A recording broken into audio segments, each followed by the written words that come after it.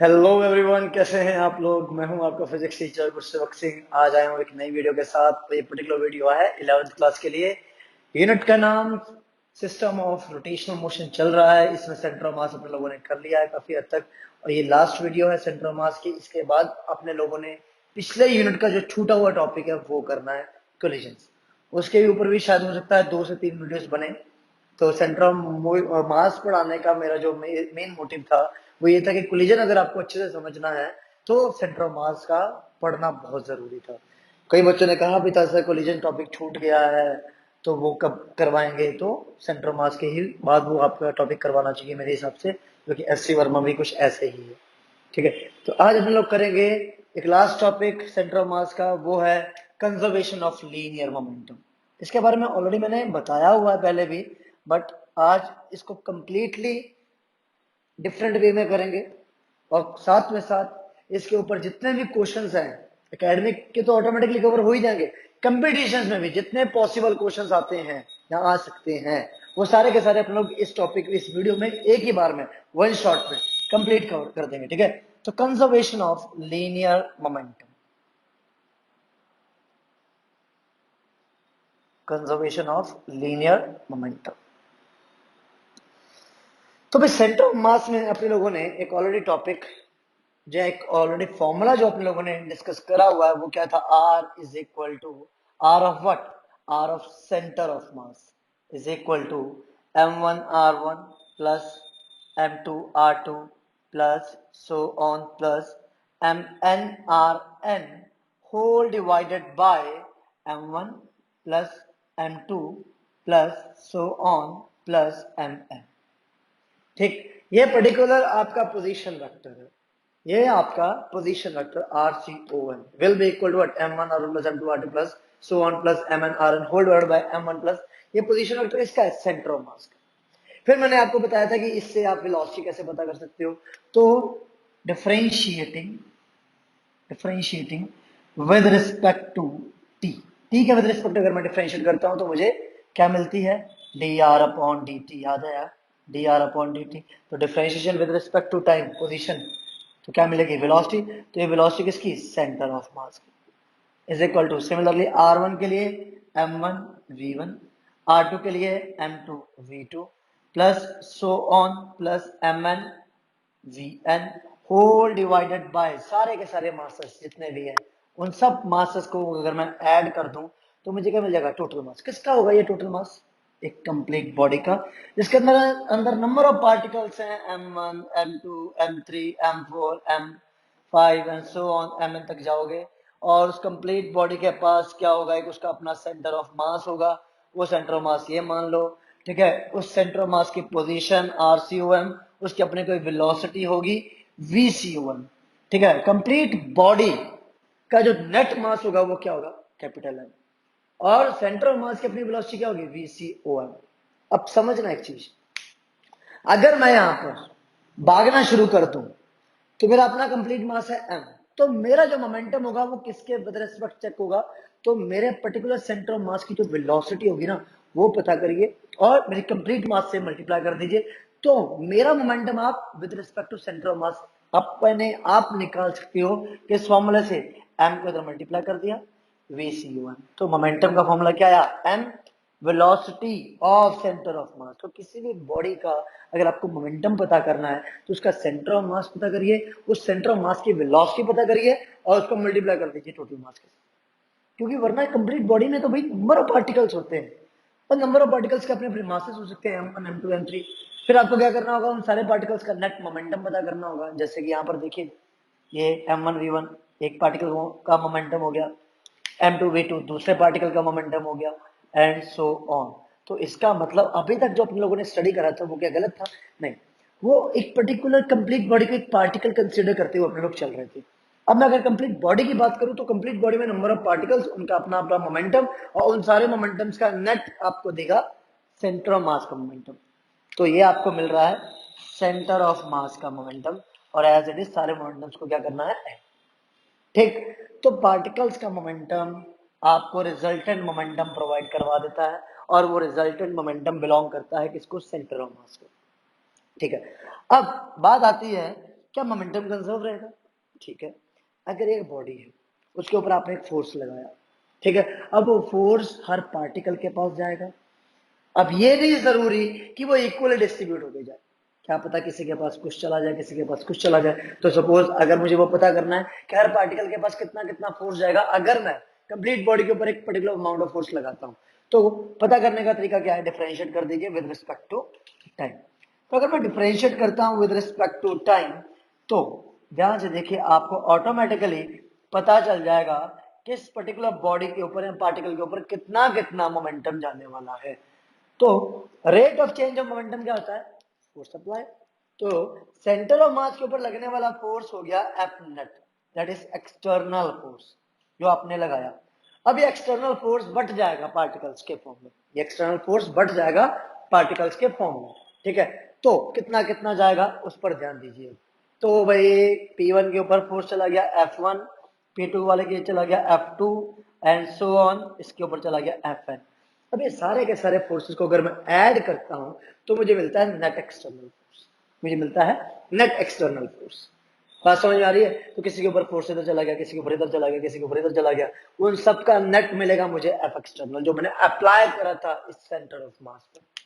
बात समझ में आ रही है? ठीक है, that means F net is equal to dp/com upon dt।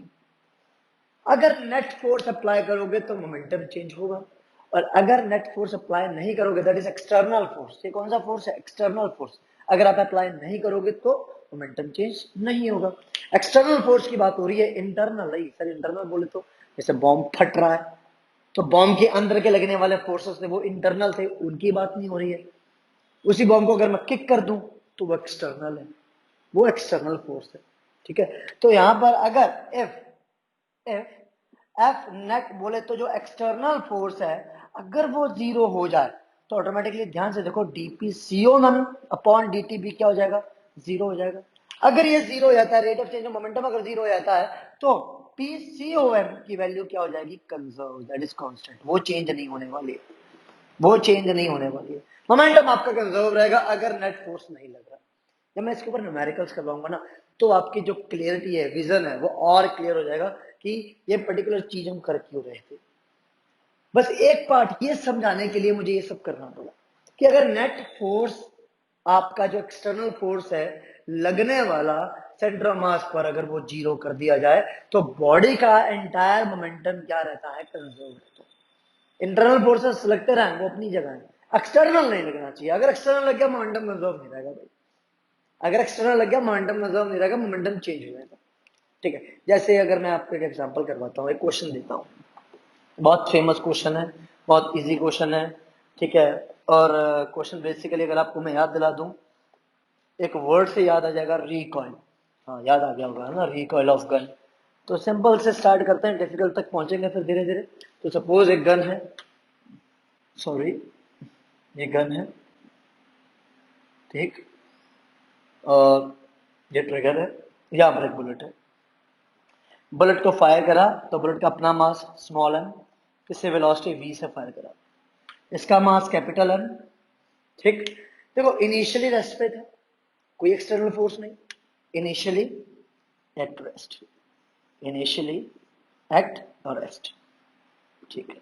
Initially जब रेस्ट पे था तो एफ नेट एक्सटर्नल, एक्सटर्नल क्या है? जीरो। तो चेंज इन मोमेंटम भी जीरो, तो इसका मतलब initial momentum should be equal to what? Final momentum. Initial momentum should be equal to what? Final momentum, क्योंकि एक्सटर्नल फोर्स जीरो है, मोमेंटम चेंज नहीं होगा, तो मोमेंटम पहले जितना था उतना ही रहेगा। तो इसका मतलब फायर करने से पहले का मोमेंटम और फायर करने के बाद का मोमेंटम, दोनों को अगर मैं सम कर दूं तो वो सेम रहने वाला है, ठीक है।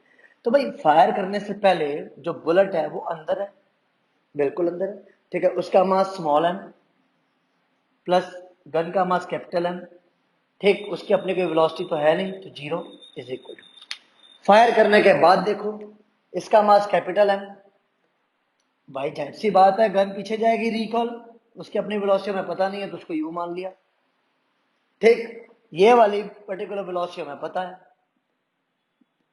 तो उसका अपना मोमेंटम एम वी। ये हो गया जीरो, तो ये आ जाएगा इधर, माइनस का M U is equal to M V, तो यू की वैल्यू कितनी, M V upon capital M, साथ में माइनस का साइन। माइनस का साइन क्या सिग्निफाई कर रहा है कि इस वेलोसिटी के with respect gun opposite direction में जा रहा है, इसलिए माइनस साइन आएगा, इसलिए माइनस साइन आएगा। ये तो भाई बड़ा सिंपल सा फंडा था, बड़ा इजी सा है था क्वेश्चन, ये तो आप कर ही सकते हो गया, कोई दिक्कत नहीं इसमें, ठीक है। अब देखो, सपोज आप कोई गाड़ी चला रहे हो, ठीक है, आप एक गाड़ी चला रहे थे सपोज, और आगे जाके आपको दिख रहा है पेड़, ठीक है, पेड़ पर लटका हुआ एक बंदर, पेड़ पर लटका हुआ एक बंदर, ठीक है, ये गाड़ी पर आप सवार हो, यहाँ पर आप बैठे हुए हो और आप एक वेलोसिटी v से चल रहे हो, आप एक वेलोसिटी v से चल रहे हो। अब क्या हुआ, चलते चलते चलते चलते ये जो बंदर था पेड़ पर लटका हुआ था, एज इट इज इसने पैर रखे आपके ऊपर और यहाँ के बैठ गया, चुपचाप बैठ गया, ठीक, चुपचाप बैठ गया। इनिशियली क्या था, इनिशियली ये गाड़ी अपनी वेलोसिटी से थी और ये बंदर लटका हुआ था। फाइनली क्या हुआ, ये चुपचाप आके बैठ गया यहाँ पर, ये चुपचाप आके बैठ गया यहाँ पर और गाड़ी अभी भी चल रही है। तो भाई ये बोल रहे हैं कि जब वो बैठ गया उसके बाद उसकी वेलोसिटी क्या हो गई होगी, तो वो बैठ गया उसके बाद उसकी वेलोसिटी क्या हो गई होगी। तो अगर मैं इसको इनिशियली नाम दे दूं u है सपोज, ठीक है, इसका अपनी वेलोसिटी सपोज है 5 मीटर पर सेकेंड, ये है सपोज 400 kg सपोज, और इसका अपना वजन है 20 kg मोंकी का। इन्होंने बोला है भाई फाइनल वेलोसिटी बताओ कितनी होगी। तो भाई एक्सटर्नल फोर्स तो नहीं लगा ना कोई, ये लगा नहीं लगा, रुक गई वहीं पे, सॉरी बैठ गया वहीं पे जाके चुपचाप। एक्सटर्नल फोर्स उसने कोई लगाया नहीं, कूदा वगैरह है नहीं, इस तरह से कूदा है कि आगे बैठा है, कूदा नहीं है, ठीक। तो मोमेंटम इनिशियली और फाइनली क्या होना चाहिए, इक्वल होना चाहिए। तो इनिशियली वो लटका हुआ था, रेस्ट पे था, ये मूव कर रहा था अपनी वेलोसिटी के साथ। तो अगर मैं इसको नाम दे दूं m1 और इसको नाम दे दूं m2, ठीक, तो इनिशियली m1 मूव कर रहा था अपने एक वेलोसिटी u के साथ प्लस, और m2 आपका रेस्ट पे था into 0 is equal to, final momentum में क्या हुआ, दोनों अब एक सिस्टम बन चुके हैं, दोनों मिलके जा रहे हैं, दोनों एक साथ मूव कर रहे हैं। तो दोनों एक साथ मूव कर रहे हैं तो m1 प्लस m2 दोनों मिलके जा रहे हैं किसी वेलोसिटी के साथ, ठीक। तो m1 की वैल्यू 400 इंटू यू की value 5 is equal to m1 की वैल्यू 400 प्लस m2 की value 20 into v, as it is हमें पता करना है। तो v की वैल्यू कितनी हो जाएगी, 400 इंटू 5 डिवाइडेड बाय 420। तो आप इसको सॉल्व करोगे आपको आंसर मिल जाना चाहिए। तो ये पर्टिकुलर वो वेलोसिटी है जिससे गाड़ी आपकी मूव करना शुरू कर देगी जब बंदर उसके ऊपर आके बैठे। क्लियर हो रही है बात। ऐसे ऐसे क्वेश्चंस पूछे जाएंगे भाई, ऐसे ऐसे क्वेश्चंस पूछे जाएंगे भाई, देख लो जल्दी से। चलो अब अगला क्वेश्चन और थोड़ा सा टफ आ गया, थोड़ा सा, ज्यादा नहीं। मैंने कहा ना लेवल बढ़ाते रहेंगे आपका ताकि आपको सीख के जाओ। देखो ये एक ट्रॉली है, ट्रॉली है ये, हाँ ट्रॉली है ये, ठीक, ये ट्रॉली है भाई मान लो, और यहाँ मैं खड़ा हूं सपोज दिस इज मी, और इनिशियली दोनों रेस्ट पर है, initially at rest, initially at rest. अब क्वेश्चन क्या है, find the velocity of trolley when me या myself starts moving with velocity 5 meter per second with respect to trolley, ठीक। तो ट्रॉली का वजन मान लो 20 किलो है, मेरा अपना वजन चलो 70 किलो है, ठीक है, ये सॉल्व करना है। तो भाई ट्रॉली की वेलोसिटी पता करनी है जब मैं इस ट्रॉली पर आगे की तरफ मूव करना शुरू कर देता हूँ, इनिशियली रेस्ट पे था भाई। चलो टाइम दे रहा हूँ आपको, खुद करिए जल्दी से। जल्दी से करिए।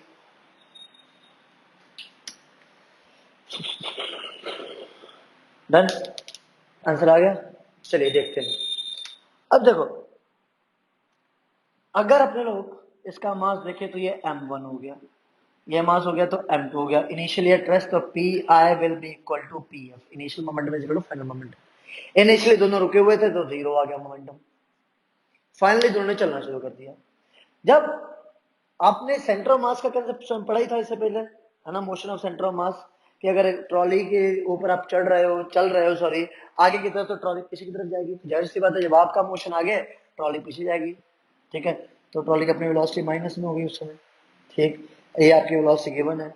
तो आपको क्या लग रहा होगा कि फाइनल मोमेंटम मैन का m1 जो कि मेरा है वेलोसिटी v, प्लस ट्रॉली का मोमेंटम m2 इंटू माइनस का u, या u आपको पता करनी है, तो m1 into V minus is equal to minus का m2 इंटू यू, माइनस से माइनस कैंसल, तो u की वैल्यू आप इजिली निकाल सकते हो m1v अपॉन m2। तो m1 की वैल्यू 70 अपॉन m2 की वैल्यू कितनी 20 इंटू v की वैल्यू कितनी 5। ठीक है, तो 5 4 जा 4, ये 35, तो आ जाएगा 17.5 मीटर पर सेकंड। अगर आप ये सोच रहे हो कि ये इसका आंसर आएगा तो बिल्कुल गलत सोच रहे हो, ये नहीं आएगा, है ना। क्यों ऐसा कैसे नहीं आएगा सर, कंसेप्ट तो आपने ही बताया। तो मेरे भाई यहां पर देख, एक चीज लिखी हुई है, with respect to relative velocity with respect to trolley की, सॉरी मेरी जो वेलोसिटी है विद रिस्पेक्ट टू ट्रॉली है, मतलब वी एम टी गिवन है। velocity of me with respect to trolley, that is vm minus vt। याद आया कुछ, vm minus vt। तो यहां पर जो वेलोसिटीज अपने लोग लगाते हैं वो विद रिस्पेक्ट टू ग्राउंड लगाते हैं हमेशा, with respect to ground, with respect to ground लगाते हैं हमेशा। और ये तो विद रिस्पेक्ट टू ट्रॉली दे रखी है, तो आपको ये वेलोसिटी निकालनी पड़ेगी। तो विद रिस्पेक्ट टू ट्रॉली वाली जो वेलोसिटी वो 5 है। vm की वैल्यू हमें पता नहीं है, जो इसको मैंने v माना हुआ है, माइनस vt की वैल्यू को माइनस u माना हुआ है, तो ये माइनस u, तो ऑटोमेटिकली v की वैल्यू क्या हो जाएगी 5 माइनस u, v की वैल्यू क्या हो जाएगी 5 माइनस u। तो इसका मतलब ये चीज सारी गलत है भाई। तो v की वैल्यू 5 माइनस u, तो m1 into 5 minus u plus m2 into minus का u। तो m1 की वैल्यू कितनी है आपके पास 70 into 5 minus u plus m2 की वैल्यू कितनी है 20 इंटू माइनस का u। यह माइनस 20u इधर आ जाएगा और इधर आ जाएगा 70 इंटू 5 दैट इज 350 माइनस का 70u। ये माइनस का 70u इधर आ गया तो बन जाता है प्लस का 50u इज इक्वल टू 350। तो ये इससे कैंसिल हो गया तो u इज इक्वल टू आएगा 7 मीटर पर सेकंड। क्लियर है, ये इसका आंसर होगा 7 मीटर पर सेकंड। देख लीजिए, मैंने कहा ना लेवल बढ़ता जाएगा, अगला लेवल और टफ हो जाएगा भाई। करो करो जल्दी करो।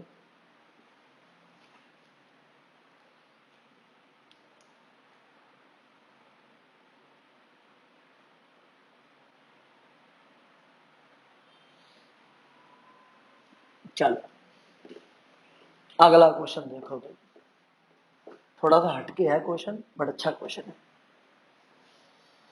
सो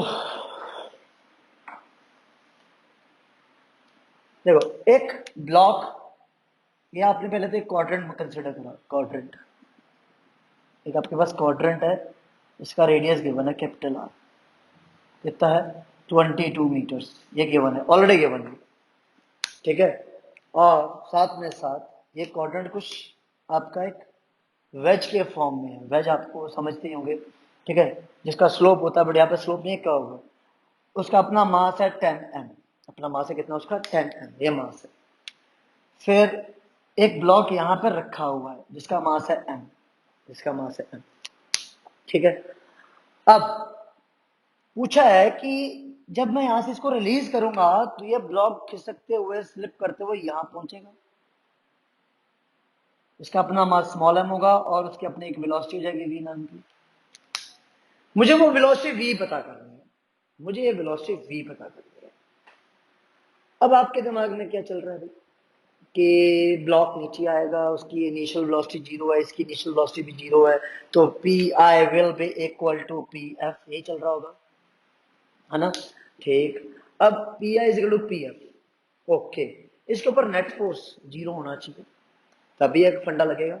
नेट फोर्स 0 होना चाहिए, तभी ये फंडा लगेगा। ठीक है, अब इसके ऊपर के फोर्सेस याद करो कौन कौन से होंगे। भाई कांटेक्ट है तो ये इसके ऊपर एक फोर्स लगाएगा, ये इसके ऊपर एक फोर्स लगाएगा, नॉर्मल रिएक्शन आपस में कैंसिल आउट हो गए, नेट फोर्स नॉर्मल रिएक्शंस की वजह से 0 हो गया। कोई और फोर्स लग रहा है इसके ऊपर? बिल्कुल लग रहा है। कौन सा? mg लग रहा है, और वो कैंसिल नहीं होगा, उसकी वजह से बॉडी का मोशन होगा। तो इसका मतलब along y axis f net is not equal to 0. तो p along y axis is not going to be constant, is not going to be constant। ठीक, बट अगर मैं देखूं यहां पर along x axis, along x axis अगर मैं notice करूं तो f net की वैल्यू 0 है। हाँ या ना? बिल्कुल, क्योंकि along आपका x axis कोई फोर्स नहीं लग रहा है या नहीं, कोई फोर्स नहीं लग रहा है। तो इसका मतलब momentum along x axis initially, momentum along x axis finally, वो आपस में सेम होगा। ठीक, तो इनिशियली मोमेंटम दोनों का 0 होगा, क्यों? ये भी रेस्ट पे है, ये भी रेस्ट पे है। तो अगर मैं ये मान लेता हूं कि इसकी वेलोसिटी फाइनली समथिंग v है, तो उस समय इसकी वेलोसिटी इधर की तरफ समथिंग u होगी, माइनस का होनी भी चाहिए, क्योंकि ये तो मैं पढ़ा हुआ है ना कि बॉडी जब एक किसी दूसरे के ऊपर है और वो आगे जा रही है तो दूसरी बॉडी ऑटोमेटिकली पीछे की तरफ स्लिप करेगी। क्यों? क्योंकि ये सरफेस भी मैंने फ्रिक्शनलेस माना है, ये भी फ्रिक्शनलेस है और ये भी फ्रिक्शनलेस है भाई, ये भी फ्रिक्शनलेस है। ठीक है, ये सर्फेसेस कैसी हैं? फ्रिक्शनलेस। दोनों सर्फेसेस कैसी हैं? फ्रिक्शनलेस है। ठीक, तो फाइनली देखो, फाइनली इनिशियली तो 0 हो गया भाई, फाइनली देखो स्मॉल m किसी वेलोसिटी किससे? v से, v से फाइनली मूव करेगा आगे की तरफ। तो उसी सेम टाइम पर 10m वाली जो वेलोसिटी, 10m वाला जो मास है वो अपोजिट डायरेक्शन में जाना चाहेगा। हाँ या ना? बिल्कुल, वो अपोजिट डायरेक्शन में जाना चाहेगा। तो यहां से मैं क्या करूंगा, इस टाइम 10mu को इधर ले आया और mv को उधर ले गया, तो m से m कैंसिल हो गया, तो v की वैल्यू आ गई कितनी? 10u। ओके, वेरी क्लोज, बहुत क्लोज पहुंच चुका हूं ना मैं, बहुत क्लोज पहुंच चुका हूं। अब बस आपके दिमाग में होगा u मिल जाए कहीं ना कहीं से v पता कर लेंगे, है ना। u मिल जाए कहीं ना कहीं से v पता कर लेंगे, बट दिक्कत हुई है कुछ। दिक्कत क्या है कि u कैसे निकालें? दिक्कत क्या है? u कैसे निकालें? ठीक है, अब देखो, अब आपके पास क्या है? कंजर्वेशन ऑफ मैकेनिकल एनर्जी का फंडा। याद करो, कंजर्वेशन ऑफ मैकेनिकल एनर्जी में क्या था? कंजर्वेशन ऑफ मैकेनिकल एनर्जी में क्या था कि initial mechanical energy that is K I plus U I should be equal to K F plus U F only in the presence of conservative forces. Non conservative force लग गया तो ये काम नहीं चलेगा भाई। नॉन कंजर्वेटिव फोर्स का कहने का मतलब फ्रिक्शनल फोर्स हो गया, एक्सटर्नल फोर्स हो गया, अगर वो लग जाते हैं तो ये काम नहीं आएगी। फिर आपके साथ इसके साथ क्या ऐड करना पड़ता है? Work done due to non conservative force plus work done due to external force, फिर प्लस करते हैं, फिर आता है K I plus U I equal to K F plus U F. But अभी के लिए हमें पता है यहाँ पर कोई भी नॉन कंजर्वेटिव फोर्स नहीं है, क्योंकि फ्रिक्शनल फोर्स है नहीं, सरफेस फ्रिक्शनलेस है, एक्सटर्नल फोर्स कोई लगाया नहीं है, एक ही फोर्स है ग्रेविटेशनल फोर्स। वो क्या होता है? Conservative force. और in the presence of conservative force आपका मैकेनिकल एनर्जी का जो कंजर्वेशन होता है उसके लिए आप ये फॉर्मूला यूज कर सकते हो। अगर आपको ये फंडा नहीं क्लियर है तो प्लीज पीछे जाके वर्क एनर्जी पावर में new form of work energy theorem आप देख सकते हो, मैंने उसमें वीडियो को एक्सप्लेन करा हुआ अच्छे से। अब यहां पर initial kinetic energy, final kinetic energy की अगर मैं बात करूं, ठीक, तो इनिशियली ये भी रेस्ट पर, ये भी रेस्ट पर है, चलो ये तो हो गया 0। ठीक, सिस्टम की इनिशियल काइनेटिक एनर्जी, ये भी रेस्ट पे था, ये भी रेस्ट पे था, तो 0 प्लस 0। अब ये तो ग्राउंड के साथ है, उसकी पोटेंशियल एनर्जी तो होगी नहीं, बट ये तो किसी हाइट पर है, इसकी पोटेंशियल एनर्जी तो होगी। हाइट कितनी है? आर। हाइट कितनी है? आर, तो M G R, potential energy that is M G H होती है, तो एम जी आर हाइट की वजह से। फाइनल काइनेटिक एनर्जी की अगर मैं बात करूं तो भाई इसके पास फाइनली एक वेलोसिटी है v, तो हाफ एम वी का स्क्वायर प्लस इसके पास एक पर्टिकुलर वेलोसिटी है u, तो हाफ एम यू का स्क्वायर। ठीक है, पोटेंशियल एनर्जी की बात करूँ तो दोनों ही ग्राउंड पे पहुंच चुके हैं भाई, दोनों ग्राउंड पे पहुंच चुके हैं, तो जीरो हो जाएगी, जीरो प्लस जीरो। ठीक है भाई, दोनों की। भाई अगर आप इनिशियल पोटेंशियल एनर्जी देखो तो बस इसी के पास है पोटेंशियल एनर्जी mgr, इसकी पोटेंशियल एनर्जी जीरो है। ठीक है, वो आप जीरो लगाना चाहो लगा भी सकते हो। अब फिर देखो एम एम एम सारे कैंसिल हो जाएंगे, बट एक चीज गड़बड़ क्या हो गई, ये हाफ एम यू स्क्वायर, इसका एम कितना है, इसका टोटल मास है 10 एम, इसका टोटल मास है 10 एम।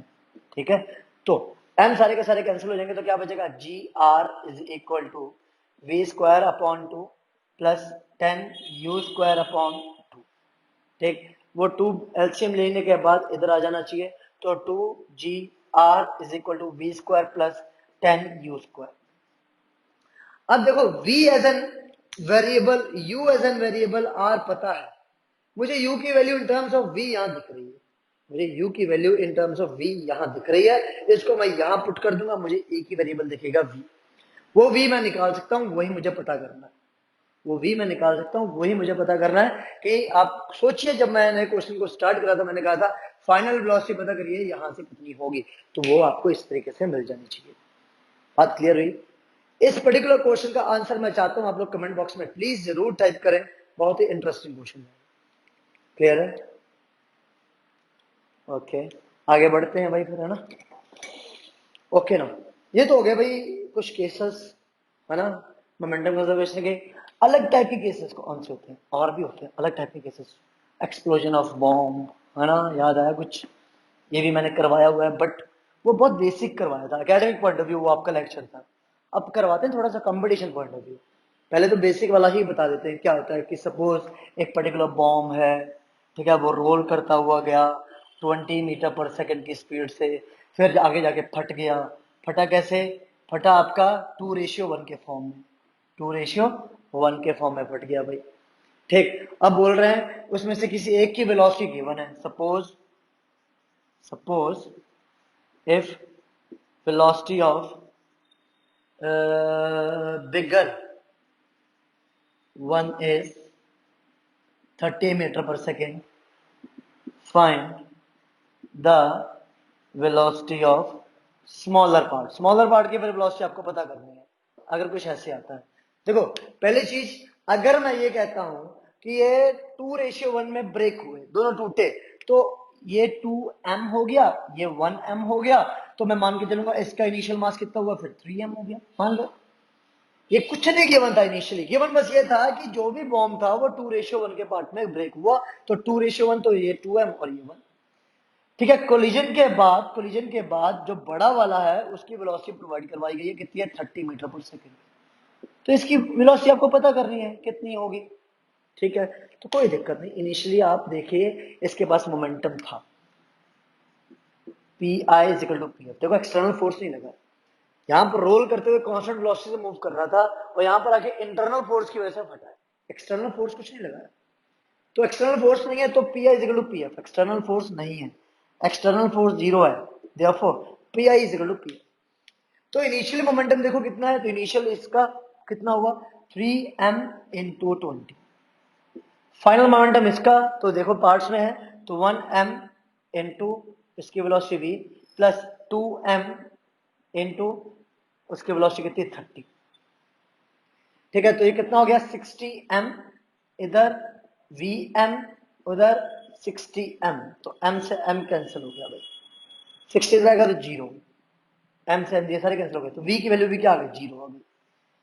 तो ध्यान से देखिए इसकी वेलोसिटी क्या हो जाती है, जीरो, ये वहीं पे रुक जाएगा और ये 30 की स्पीड से बढ़ जाएगा, according to the question, according to the question, जो भी मैंने क्वेश्चन बनाया उसके अकॉर्डिंग ये आ चुका है। बात समझ में आई? ठीक है, अब अगर कुछ क्वेश्चन ऐसा आ जाए कि एक पर्टिकुलर बॉम्ब है, इनिशियली रुका हुआ था एक ही जगह पर, इनिशियली एट रेस्ट पे था, बट वो फटा बाद में कुछ इस तरह से, वो बाद में कुछ इस तरह से फटा कि ये भी मास है, ये भी मास है, ये भी मास है, 3 पर्टिकुलर मासेस आ गए उसके। ठीक, एक पर्टिकुलर पार्टिकल इधर उड़ा 12 मीटर पर सेकंड की स्पीड से, कुछ ऐसे, दूसरा पार्टिकल कुछ इधर उड़ा आपका 8 मीटर पर सेकंड की स्पीड से। तो ये पूछा गया है कि इसकी वेलोसिटी कितनी होगी। ना मुझे इसकी डायरेक्शन पता है, ना मुझे इसकी वेलोसिटी पता है, बस मैंने अंदाजे से बता दिया इधर की तरफ। तो इसकी वेलोसिटी कितनी होगी? Find the velocity of the third part. Find the velocity of third part if initially the bomb was at rest। तो फटने के ऊपर क्या हुआ, तीनों के तीनों पार्ट्स आपके इक्वली डिस्ट्रीब्यूट हुए। ठीक है, अब देखो यार, इसकी अगर वेलोसिटी देखो तो ये एक्स एक्सेस मान लो भाई, ये एक्स एक्सेस है और ये वाई एक्सेस है, ये वाई एक्सेस है। ठीक है, अब अगर आप इनिशियली देखो तो ये जो एक्स एक्सेस के लॉन्ग वाली है, तो इसमें आपका ये वाला बॉम्ब उड़ रहा है ना। और अगर इसकी बात करो तो ये वाई एक्सेस के अलॉन्ग उड़ रहा है, ये वाई एक्सेस के अलॉन्ग है। और इसकी बात करो तो ये दोनों तरफ जाएगा, क्योंकि इसके दो कंपोनेंट बन जाएंगे, और कंपोनेंट के हमें पता नहीं है क्योंकि एंगल नहीं पता हमें। हमें बेसिकली क्या करना चाहिए फिर, हम बेसिकली सिंपल ये काम करेंगे कि इसके दो कंपोनेंट्स के बारे में पता करेंगे। तो कंपोनेंट एक वी एक्स होगा और एक वी आई होगा। तो ये मास m1 मान लो, ये मास m2 मान लो, ये मास m3 मान लो। ठीक है, कोई दिक्कत नहीं। तो along x axis, along x axis, along x axis देखिए ध्यान से अब क्या होगा। इनिशियली तो भाई मोमेंटम आपका वैसे ही जीरो होगा। ठीक है, तो zero is equal to final momentum देखो along x एक्सिस, ये गया नेगेटिव साइड, तो m इंटू माइनस का 12 प्लस ये x एक्सिस के अलॉन्ग जा ही नहीं रहा है, वर्टिकली जा रहा है, तो ये हो गया जीरो प्लस ये जा रहा है, इसका एक पार्ट जा रहा है vx और मास कितना m, तो m इंटू वी एक्स, तो मुझे vx की वैल्यू यहां से मिल जानी है। तो माइनस का हो गया प्लस का 12 m इधर आ गया और m इंटू वी एक्स, तो m से m कैंसिल हो गया, तो vx की वैल्यू आ गई कितनी, 12 मीटर पर सेकेंड। तो इसकी वैल्यू कितनी आ गई, 12 मीटर पर सेकेंड आ गई, एक पार्ट आ गया। सिमिलरली मुझे वी वाई पता करना है, तो along y एक्सेस आपका मोमेंटम इनिशियली और फाइनली दोनों बराबर होने चाहिए। क्यों? क्योंकि फोर्स नेट जीरो था, फोर्स आपका जो नेट फोर्स था वो जीरो था। तो इनिशियल मोमेंटम आपका देखो ध्यान से, तो इनिशियल मोमेंटम इसका पहले देखो m1 vertically zero plus m2 है कितना, माइनस का नीचे की तरफ है, प्लस m3 ऊपर की तरफ vy हमें पता नहीं है कितनी है, वो पता करनी है, तो is equal to sorry initial तो कंप्लीटली जीरो हो गया, फाइनल की बात करते हैं। फाइनली m1 इंटू जीरो हो जाए। अब ये m2 इधर आ जाएगा, तो m की वैल्यू तो m2 की वैल्यू तो m है, और माइनस 8 इधर आके प्लस का 8 हो गया, is equal to m into V Y. तो m से m हो गया कैंसिल, तो वी वाई की वैल्यू कितनी हो गई, 8 मीटर पर सेकेंड। तो भाई आपके पास वी वाई की वैल्यू आ गई 8 मीटर पर सेकेंड। तो v की वैल्यू क्या होगी, v की वैल्यू होगी under root of V X का स्क्वायर प्लस वी वाई का स्क्वायर। वी एक्स की वैल्यू कितनी हो गई, 12 का स्क्वायर प्लस वी वाई की वैल्यू कितनी हो गई, 8 का स्क्वायर। सॉल्व कर लोगे आंसर मिल जाना चाहिए, कोई दिक्कत नहीं। फिर आपको अगर डायरेक्शन पूछी गई है तो डायरेक्शन में निकाल सकते हो सकता है ये वेलोसिटी उन्होंने वेक्टर फॉर्म में आपको ऑप्शंस में दे रखी हो, तो ऑप्शन कौन सा सही होगा, ऑप्शन सही होगा V X I cap plus V Y J cap. तो वी एक्स कितना, वी एक्स आपके पास 12, तो 12 I cap plus V Y कितना 8, तो 8 जे कैप। तो वेक्टर फॉर्म में कुछ ऐसे आपका ये आंसर होगा अगर ऑप्शंस में आए तो, ए vector 12 I cap plus 8 J cap. Magnitude आप ऐसे पता कर सकते हो, और अगर वो पूछते हैं एंगल कितना होगा तो टेन थीटा पता करो चुपचाप यहाँ पर। तो टेन थीटा की वैल्यू कितनी होगी, तो टेन थीटा परपेंडिकुलर, ध्यान से देखिए, perpendicular V Y upon base V X. तो वी वाई की वैल्यू 8 अपॉन वी एक्स की वैल्यू 12, तो 4 2 जा 4 3 जा, तो theta is equal to 10 inverse 2/3। ये आपका आंसर होगा, यहाँ पर चेक कर लो जल्दी से एक बार। ऐसे क्वेश्चंस आते हैं भाई, ऐसे क्वेश्चंस, बस ठीक है, हो जाएगा।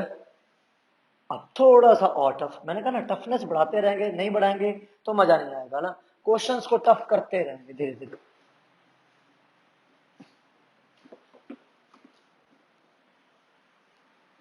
अब देखो आपके पास वही सेम बॉम्ब फिर से कुछ ऐसे ही, ठीक है।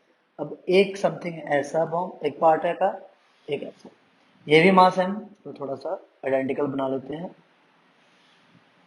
ये भी m, ये भी m, ये भी m। ठीक, अब देखो ये उड़ा समथिंग इधर, ये उड़ा समथिंग इधर, और ये उड़ा समथिंग इधर। इनकी वेलोसिटी हमें किसी दो की पता है, तीसरे की नहीं पता। ये दे रखा है कि सपोज इसकी वेलोसिटी है 2 मीटर पर सेकंड, इसकी वेलोसिटी है 5 मीटर पर सेकंड, इसकी वेलोसिटी आपको पता करनी है। तो साथ में साथ ये भी दे रखा है, ये आपका समथिंग एंगल बनाता है 37 डिग्री। कितना? 37 डिग्री। 37 से बहुत प्यार है आप लोगों को, तो cos 37 आपको पता होना चाहिए हमेशा कितना होता है, 4/5। cos 37 कितना होता है, 4/5। मैंने इसका ट्रायंगल भी आपको बहुत बार बता रखा है। अगर ये 37 डिग्रीज है तो cos 37 बेस अपॉन हाइपोटेन्यूज 4/5, तो ये हो गया 3। यहाँ से sin 37 की वैल्यू भी आप इजिली निकाल सकते हो। तो sin 37 की वैल्यू कितनी होगी, तो sin 37 यहाँ पर आ जाता है 3/5। इन दोनों की वैल्यूज की ज्यादा जरूरत पड़ती है आपको। अब देखो जब बॉम्ब फटा तो ये आपके पास वाई एक्सिस और ये आपके पास एक्स एक्सिस। ठीक, तो along x axis, ठीक, along x axis ध्यान से देख लीजिए, यहां पर सबका इनिशियल मोमेंटम और फाइनल मोमेंटम बराबर होना चाहिए। नेट फोर्स अगर जीरो है तो नेट फोर्स तो लगता ही नहीं है बॉम्ब में यार, वो खुद फटता है। नेट फोर्स आपका क्या हो गया, जीरो। तो initially net force, net momentum आपका जीरो, तो फाइनल मोमेंटम देखिए along x axis। तो भाई इसके पास भी कुछ ना कुछ मोमेंटम होगा along x axis, इसको vx मान लिया, इसको vy मान लिया। ठीक, इसकी वेलोसिटी कितनी होगी इधर की तरफ x एक्सिस के along की, तो ये होगी 5 cos 37, तो that is 5 into cos 37, 4/3, 4/5 sorry, तो कितना आएगा, जस्ट 4। इसकी कितनी होगी इधर 5 into sin 37, तो sin 37 3/5, तो 5 से 5 कैंसिल, तो ये आ गया 3। तो इसके पास वर्टिकल वेलोसिटी है कितनी है, 3। इसके पास हॉरिजॉन्टल वेलोसिटी है कितनी है, 4। ठीक है, अब along x एक्सिस इसकी पहले तो मोमेंटम की वैल्यू देखिए कितनी है, m इंटू माइनस का 2 प्लस। अब इसकी बात करते हैं, इसकी m इंटू 4 है ना, देखो ध्यान से along x एक्सिस, प्लस इसकी बात करें तो m इंटू वी एक्स, ठीक है। अब देखो इसको सॉल्व करते हो तो -2m प्लस का 4m, तो कितना आता है, 2m माइनस का, 2m माइनस का। ठीक है, उधर देखो एम वी एक्स, कोई दिक्कत नहीं यहाँ पर है ना, इजिली कर लिया आप लोगों ने। तो ये माइनस का 2m, ये आपके पास प्लस का 4m, इधर प्लस का वी एक्स, तो आपके पास ये m से m कैंसिल हो गया, तो वी एक्स की वैल्यू कितनी आ गई, माइनस का 2m, और सॉरी m से m तो कैंसिल हो गया, माइनस का 2। ठीक है, ये वी एक्स की वैल्यू आ गई यहाँ पर। सिमिलरली आपको वी वाई की वैल्यू पता करनी है। तो वी वाई की वैल्यू कैसे पता करेंगे, तो along y axis initial momentum will be equal to final momentum। ठीक, तो इसके पास वर्टिकल नहीं है, इनिशियल तो जीरो ही होगा, इसके पास वर्टिकल नहीं है, तो m इंटू जीरो, प्लस इसके पास वर्टिकल है तो m इंटू थ्री, प्लस इसके पास वर्टिकल है नीचे की तरफ है, इसके पास नीचे की तरफ है, तो m इंटू माइनस का वी वाई। क्लियर, इसको सॉल्व करेंगे अब, तो ये इधर आ जाएगा, तो माइनस का 3m is equal to minus का m वी वाई, तो माइनस का माइनस कैंसिल हो गया, m से m कैंसिल हो गया, तो वी वाई की वैल्यू कितनी, 3, ये आ गया 3। अब देखो वी वाई की वैल्यू कितनी है, 3 है, और वी एक्स की वैल्यू कितनी है, -2 है। इसको करोगे सॉल्व अपने लोग, तो v की वैल्यू कितनी, अंडर रूट ऑफ 2 का स्क्वायर प्लस 3 का स्क्वायर, कितना जाएगा, under root of 4 plus 6 becomes what, under root of 10। v की वैल्यू आ जाएगी अंडर रूट ऑफ 10 मीटर पर सेकंड। इस तरह से आप इसको कर सकते हो। दिमाग में ये मत सोचना सर एरो इधर है ना, तो आपका ये नेगेटिव आया, ये तो मैंने खुद ड्रॉ करा है, क्या पता ये इधर जा रहा हो, क्या पता ये इधर जा रहा हो, तो ये इधर और ऐसे आ सकता है, क्या पता यार। ये तो मैंने अपनी अंडरस्टैंडिंग के लिए बनाया था, तो मैंने अपनी अंडरस्टैंडिंग के लिए बनाया था, ऑटोमेटिकली आपका आंसर आ जाएगा जो भी आना होगा। ठीक है, आप फॉर्मूला सही लगाइए, वैल्यू सही पुट करिए, जो आंसर आएगा वही आंसर होगा। आपके डायग्रामेटिकली पॉइंट ऑफ व्यू जो आप जो भी देखने की कोशिश करोगे उससे मैच नहीं कर रहा है, बट आपका अगर ये पार्ट सही है आप इसको ही फॉलो करोगे। जैसे अब यहाँ पर नेट वेलोसिटी क्या होगी, माइनस का 2i कैप प्लस का 3j कैप। हाँ हो सकता है मैंने कहीं कैलकुलेशन की अगर गड़बड़ कर दी हो तो वो अलग बात है, मुझे लगता नहीं मैंने करी है कहीं, मुझे लगता नहीं मैंने करी है, नहीं करी है, ध्यान से देखिए। ठीक है, तो इस तरह से आपका ये फाइनल वेलोसिटी का आंसर वाला आंसर आ सकता है। देख लो एक बार, देख लो जल्दी से, कोई गलती अगर लग रही है तो पूछ लो।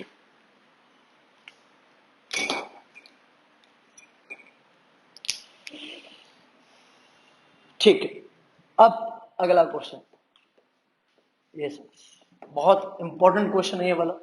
जैसे अपने लोगों ने पिछले ही अभी थोड़ी देर पहले एक वेज वाला क्वेश्चन करा था, जितना इंपॉर्टेंट वो था उतना इंपॉर्टेंट है। देखो प्रोजेक्टाइल अपने लोग कर चुके हैं, बट साथ अभी भी नहीं छूट रहा है, जैसे पुली का भी नहीं छूट रहा था।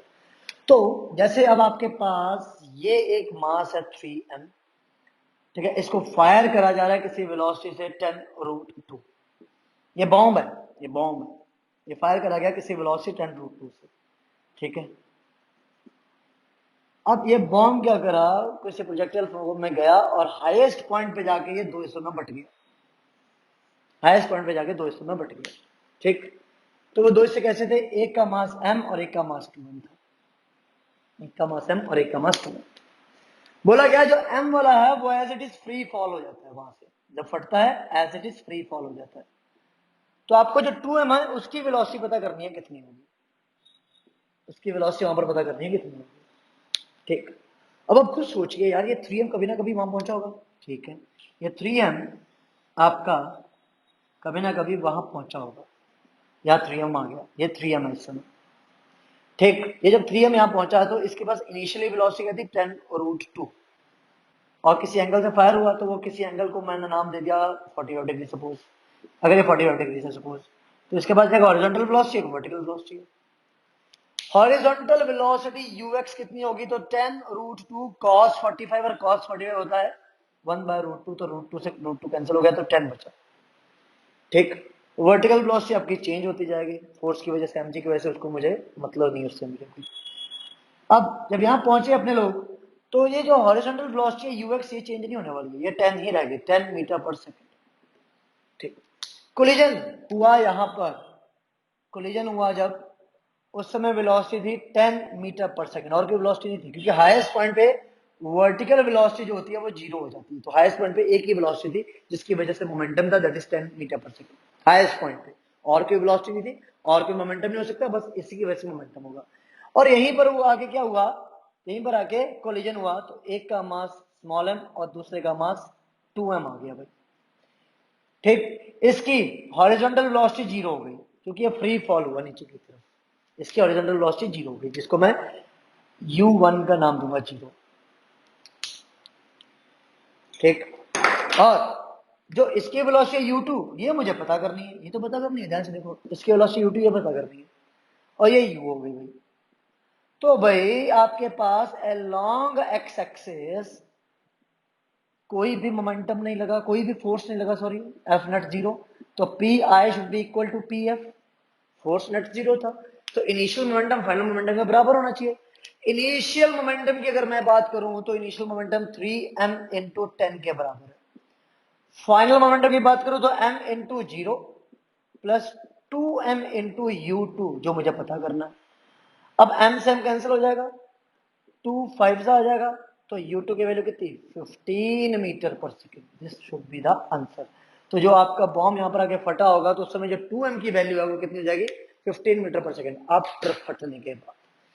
ये कंजर्वेशन ऑफ लीनियर मोमेंटम का कंप्लीट टॉपिक आपका खत्म हो चुका है। अगला जो वीडियो आने वाली है, इसके बाद जो वीडियो आने वाली है वो कोलिजन्स की होगी, very very important, please keep in mind, उस वीडियो को देखना ही देखना, नहीं तो वर्क एनर्जी पावर आपका छूटा रह जाएगा, अधूरा रह जाएगा, उसका कोई फायदा नहीं होगा करने का, क्योंकि कोलिजन बहुत इंपॉर्टेंट टॉपिक है भाई, कंपटीशन में काफी बार पूछा जाता है।